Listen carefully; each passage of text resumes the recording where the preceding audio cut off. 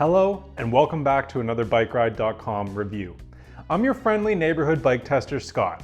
And if you don't have a chance to catch me out on the street testing one of these e-bikes out, then these reviews are going to be your best chance to find out everything you want to know about some of the latest e-bikes on the market.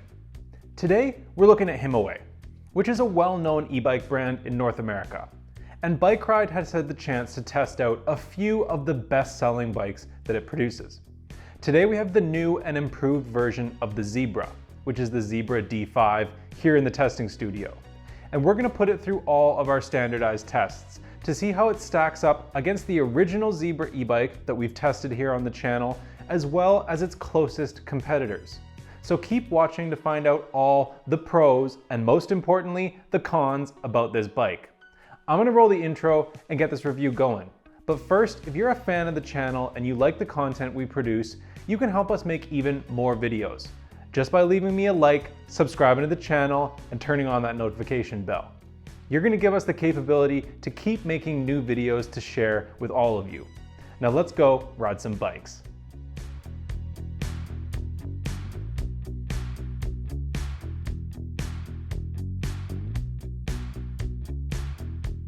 So what is the Himiway Zebra D5?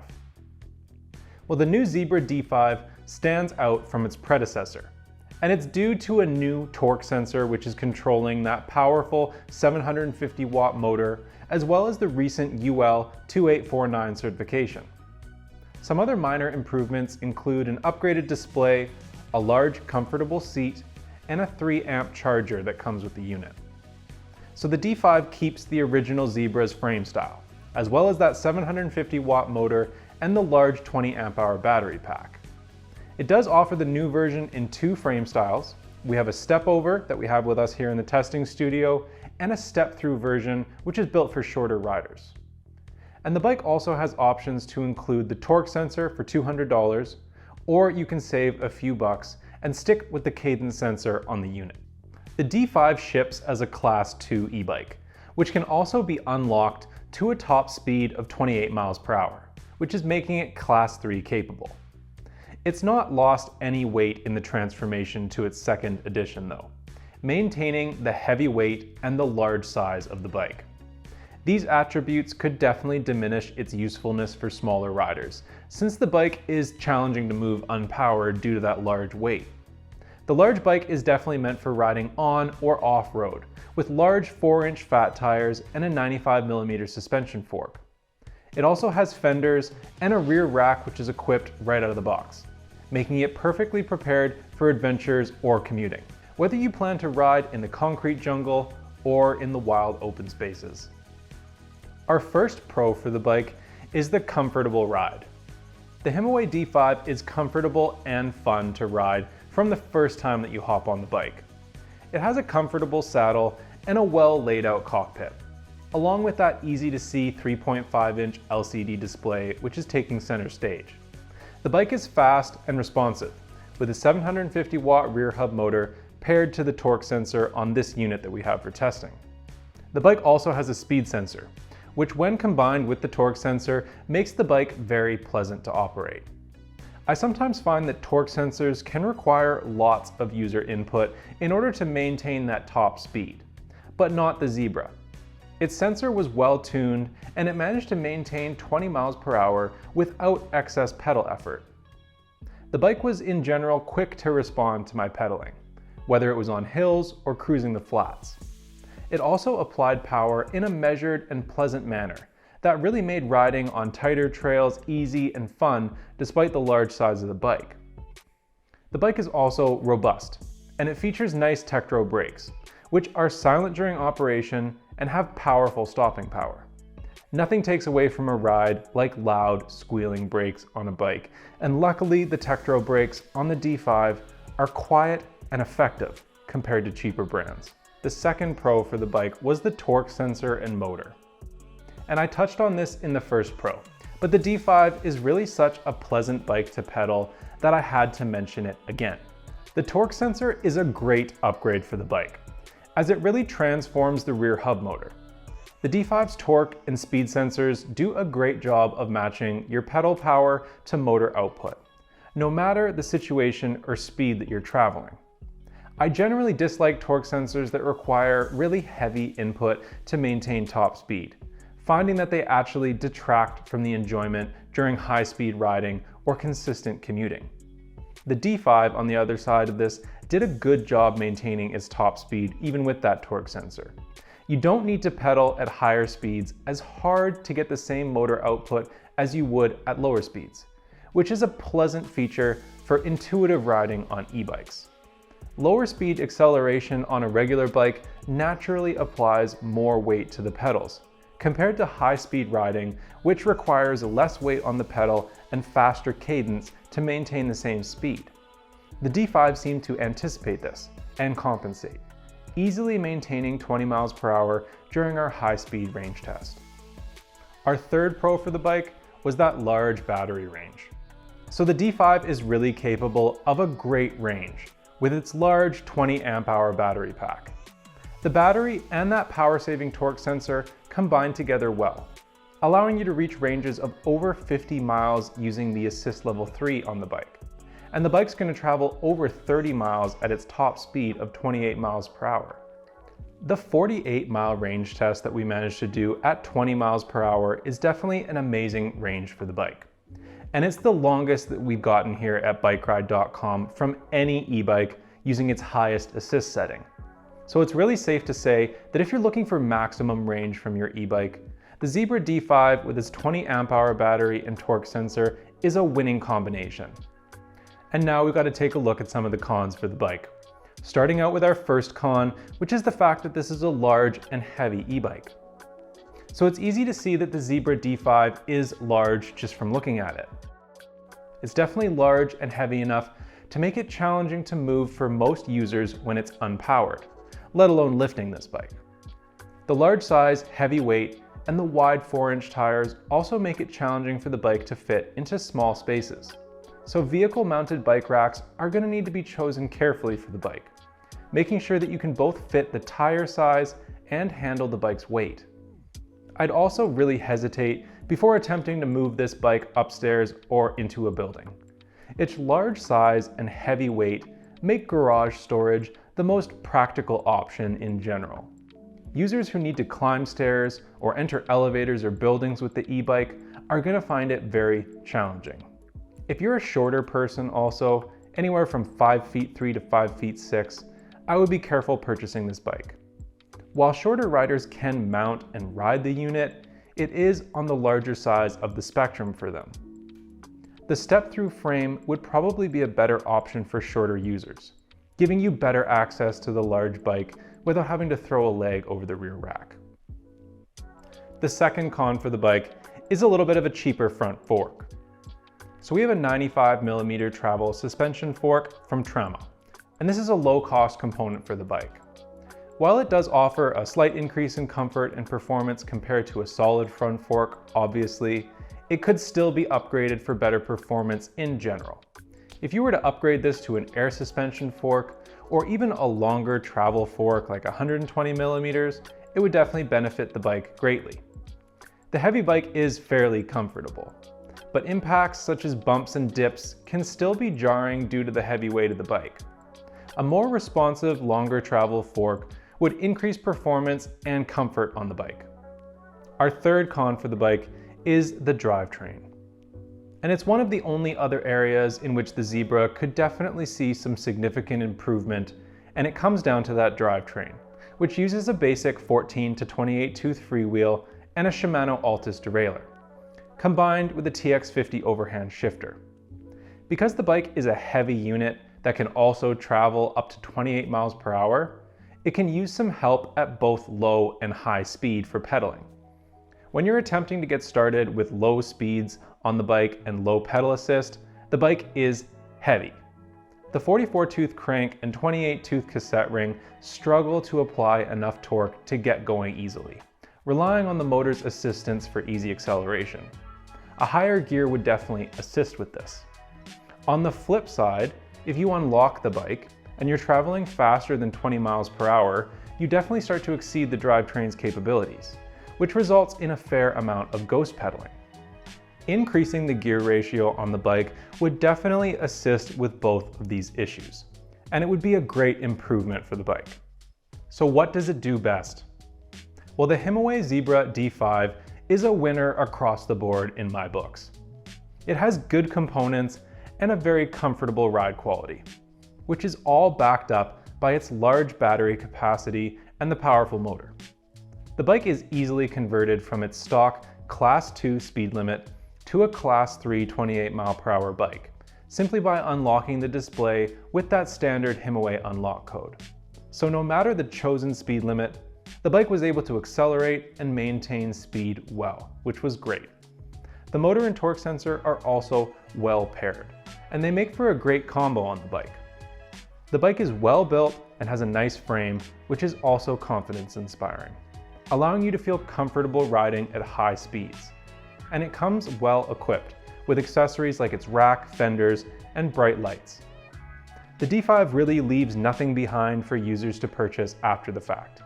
It has everything recreational riders or commuters need to go out and enjoy a bike ride. And it even includes mounting points on the frame for bottle cages and a front rack. What are some reasons to look elsewhere? Well, the number one reason that users may want to avoid the Zebra D5 is that heavy weight and large size. While this e-bike is not as far removed from traditional bikes as some of its motorcycle-inspired cousins, it's still much larger and heavier than most unpowered bikes. And the large frame size and heavy overall weight can definitely surprise users who haven't had a chance to see and use the bike in person if you're only looking at it online. These attributes should definitely be considered before you purchase the bike, especially if you have limited space to store it, or if you happen to live in something like an apartment or a walk-up. The drivetrain was also slightly limited in its current form on the D5, which can result in some ghost pedaling when you're riding faster than 20 mph. This is also going to affect users who want to ride the bike without much motor assistance, since this is going to be pretty challenging due to the bike's weight. If you really value a natural riding experience, or you plan to ride at high assist speeds exceeding 20 mph, you may need to look at other bikes that offer better gear ratios and lighter overall builds. Getting into the frame and geometry, we can see that the D5's frame is large and heavy, but it inspires confidence with that high 400-pound weight limit and is very flex-free during operation. The heavy bike is comfortable on most terrain, only really losing ability in tight trails where we have lots of routes and obstacles to go over. So long as you're using the motor for power, you're really not going to notice the size during your ride because of how powerful it is. But when it comes time to move the bike without power, it's a different story. The frame also includes attachment points for various accessories, including the bike's rear rack and fenders. There's also additional attachment points available for a bottle cage and a front rack. The D5 is available as a step-through or a step-over style frame, and each frame only offers a single one-size-fits-all frame size. Himiway states the bike is going to fit riders between 5'3" and 6'5", with the step-through frame benefiting shorter riders. The step-over frame is definitely less suited to short people because it's got a higher standover height at 31 inches. The bike also features a 95mm coil suspension fork, which has a lockout and preload adjustment. And that suspension combined with the large tires make the bike comfortable to ride. I was actually pleasantly surprised by the bike's comfortable ride quality over most terrain, but it does change drastically when you're riding in tighter, rougher trails, where the weight of the bike becomes a drawback, causing lots of bouncing as you go over more aggressive routes and ruts. And it also makes it tough to maneuver in tight spaces. So looking at those measurements, we have a seat tube measurement of 17.5 inches, a reach measurement of 17.8 inches, stack measurement of 24.6 inches, a standover height of 31.1 inches, virtual top tube length of 24.4 inches, a minimum saddle height of 20.9 inches, and a max saddle height of 31.4 inches. and a wheelbase of 49.2 inches, which gives us our recommended rider height between 5 feet 3 and 6 feet 5.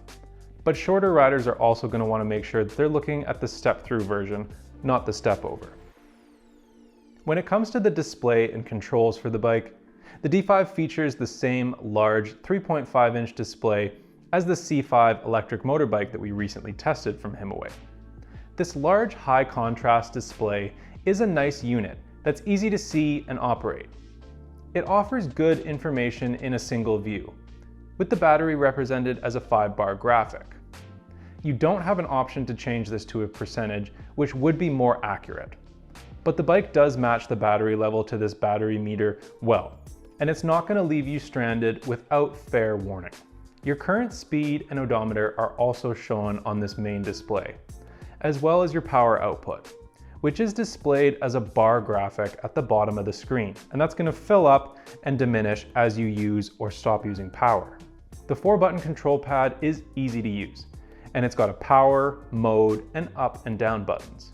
The power button turns the unit on and off with a long press, and the mode button allows you to move through display options, which include an odometer, trip odometer, trip time, average speed, max speed, and your current speed.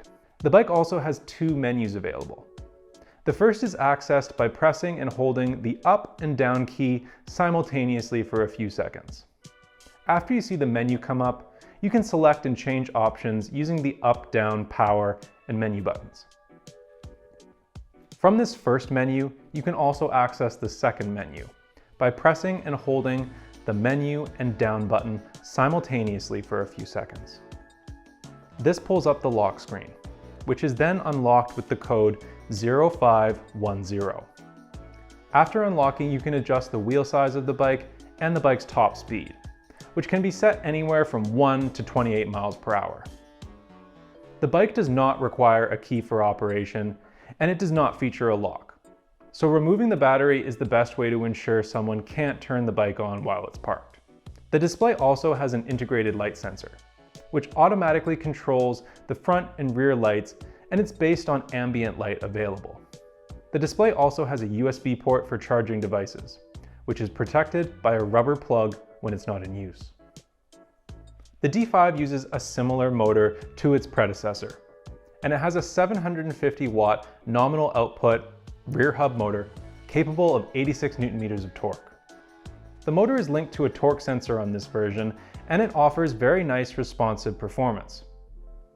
The motor itself is fast to accelerate, capable of 0 to 20 miles per hour in just 7 seconds utilizing the maximum pedal assist setting. The bike can also get to 20 miles per hour in just 9 seconds using only throttle power. And this quick acceleration is also a nice feature during hill climbs, where the bike offers good assistance.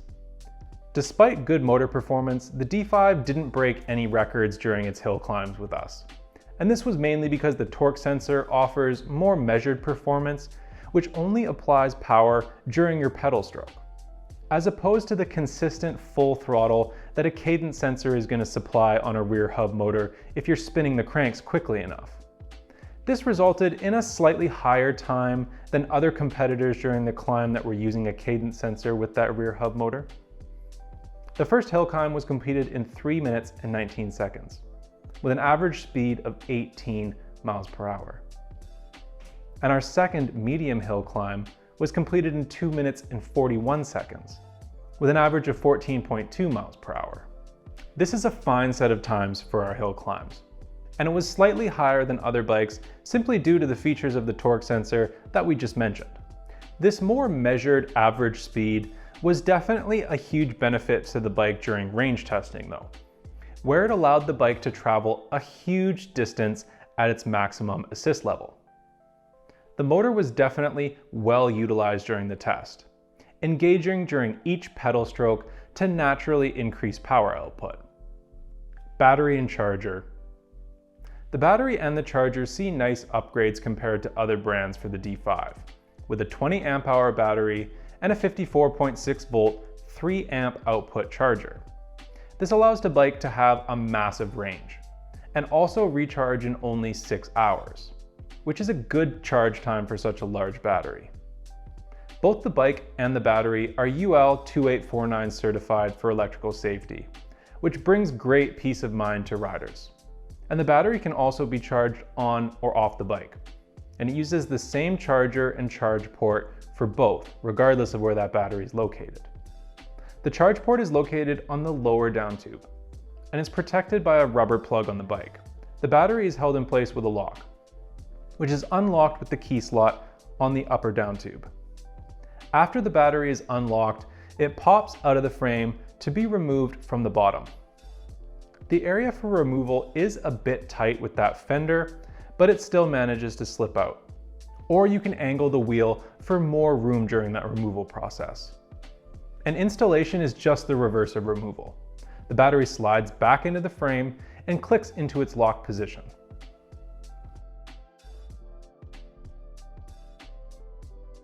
These 20 amp hour batteries are a common trait among Himiway bikes, and it allows them to reach some awesome ranges during testing. The Himiway D5 completed 3 range tests during testing with us. The first one at 28 miles per hour and the maximum pedal assist plus the throttle was able to travel 34.33 miles at an average speed of 20.4 miles per hour. The second test, which was completed in pedal assist 5 at 20 miles per hour, managed to go 48.33 miles with an average speed of 16.8 miles per hour. And our final test that we completed on this bike, which was completed at pedal assist level 3 with a max speed of 20, managed to go 51.84 miles at an average speed of 15.9 miles per hour. And these are good examples of the different ranges that you can expect from the bike. It was able to put down a very similar range test to the original Zebra model, using its unlocked max speed of 28 miles per hour.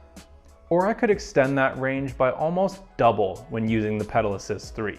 And those 40 plus mile range and 50 plus mile tests are definitely both record holders, since they're the longest range test results that we've gotten from any bike during testing so far using those pedal assist levels. The D5 has a typical drivetrain for its class and style compared to other brands, but it definitely could see some upgrades. The bike uses a mixed group set, with an Altus 7-speed rear derailleur and the TX50 overhand shifter. The freewheel is a 14 to 28 tooth 7-speed matched to a 44 tooth chainring. And during operation, the bike was well suited for speeds up to 20 miles per hour. At these speeds, the drivetrain could keep up with the motor. The torque sensor was also a nice addition, as it helped to keep the motor linked up to the pedal stroke, and that ensured that you didn't experience much ghost pedaling. After we unlocked the bike though, the motor could definitely overtake the gearing, leaving you ghost pedaling when you got to speeds above 20 miles per hour. These 14 to 24 tooth freewheels just don't seem to offer enough gearing ratio for continuous high-speed riding, even with that smaller 44 tooth chainring. The torque sensor was a helpful asset again, which made the Himiway D5 more pleasant to ride at high speeds than other bikes that have similar gearing and feature only a cadence sensor. It seems that these rear hub-powered bikes can get kind of trapped in this conundrum, since the rear hub motor doesn't offer enough space in the rear for cassettes or freewheels that are larger than 7 to 8 speeds. This results in many brands choosing that 14 to 28 tooth. It saves space and money on the build, but it also doesn't really match the bike's capabilities perfectly when you're traveling faster than 20 miles per hour. I'm a big fan of the brake setup that we have on the D5, which uses the Tektro HD E3520 hydraulic brakes. These are an upgraded version of the popular E350 brake from Tektro, and they feature an increased rotor width and brake pad width for enhanced durability. The brakes are also silent during use, which is a significant improvement over screeching cheap brakes. They stop effectively using those 180mm rotors, which are slightly thicker than the previous models to increase their lifespan. And the Tektro brakes use aluminum levers, which also feature a reach adjustment. This adjustment is in the form of a small set screw, which is located on the inner surface of the lever. The bike's brakes were very effective, bringing it to a stop in just 18 feet, which is a highly competitive result that manages to beat out many other bikes that we've tested by at least half a foot. The D5 uses a nice set of Kenda Crusade tires, which are mounted on 26-inch aluminum rims that use 12-gauge spokes. The Kenda Crusade is an e-bike specific fat tire from Kenda, which is slightly higher quality than some of the other tires that we've seen recently on tested e-bikes. It has a robust tread pattern, and it's a nice mix of speed, grip, and volume. The tires feature a 3mm puncture protection, which are going to keep you rolling problem-free, but they're not tubeless ready. The large 4-inch tires are suited to about 15 to 30 psi for tire pressure, depending on your chosen riding terrain and the payload. The tires performed really well over various surfaces, with good speed and traction. The D5 is well equipped for accessories right out of the box. It includes fenders, a rear rack, and lights. And the bike also has additional attachment points on the down tube for a water bottle holder, as well as 4 attachment points on the head tube to put a front rack. The included fenders are made from hard plastic, and they have good attachment points to the bike, which means that they operate well to shield the rider, and they don't rattle or shake very much during riding, which is reducing the amount of noise the bike makes over rough terrain. The rear rack is also nicely integrated into the bike's design, and it's securely attached with bolts to the rear seat stay. The rack is rated for 15 kilograms of gear, and it offers a good platform for securing cargo with its large surface area. The bike also has nicely integrated lights on the front and the rear. The front is a 500 lumen headlight, which can be turned on with the control pad, but both the front and rear lights also have an automatic light sensor, which is going to turn the lights on and off based on the amount of ambient light available. The rear light has both a steady light for visibility as well as a braking indicator, which is activated when the brakes are applied. The bike has a single-sided kickstand, which is made from aluminum, and it was a fine platform for the bike while it was parked. It seemed to hold it with no issues, and we didn't have any problems with it during testing. Looking at the touch points on the bike, and starting off with the grips, we've got a set of these faux leather ergonomic slip-on grips that we see here on the D5. And while they're pretty comfortable to hold onto, they can definitely slip around on the bars. I found myself adjusting them multiple times during a ride as they seem to slide down while you put your weight on them during use. I would prefer a set of lock-on grips to these slip-on ones for less movement on the bars. And the saddle is a large one from the brand Cell Royale. I've not used a seat that was quite the same style and size as this one before. It was a comfortable saddle during the first use, but it is a very wide seat, and it sits between your legs in a way that it can be felt on the insides of both your quads. It's kind of this very large thing in between your legs. It's a good and a bad thing. It's good for comfort and it's very stable, but it's also a large seat that lets you squeeze your legs around the sides of it to lock onto the bike while you're riding. Now, this contact with the inside of your quads does result in some rubbing and discomfort over longer rides. After completing the 50-mile ride on the bike, I was really happy to hop off it because that seat was causing some serious chafing on the insides of my legs. It really differs greatly from the smaller sport style saddles that most cyclists are going to be accustomed to, and it's better suited to recreational riding and shorter distances than long range rides. The D5 uses a set of aluminum platform pedals that feature small aluminum pegs for traction. They're a very typical set of pedals that are going to do just fine for most users for recreational riding. The D5 is new, improved, and it's capable of impressive range. I enjoyed the first version of the Zebra when it came in for testing, and I have to say that the second version is even better. The upgraded torque sensor was definitely a game changer for the hub motor, providing great assist, intuitive control, and high-speed fun. It's also great that the Himiway lineup is progressing through the UL certification process. This new version of the Zebra is UL 2849 certified for electrical safety, which brings some great peace of mind, whether you're out riding the bike or its battery is charging up in your garage. So if you're looking for your next fat tire e-bike, the Himiway D5 might just be the high-powered e-bike of your dreams. Is this the bike for you? Check out the detailed specs at bikeride.com and see user and expert reviews. You can also check out other great e-bikes and see them rated to find your perfect match. Do you have a question or something you want to say?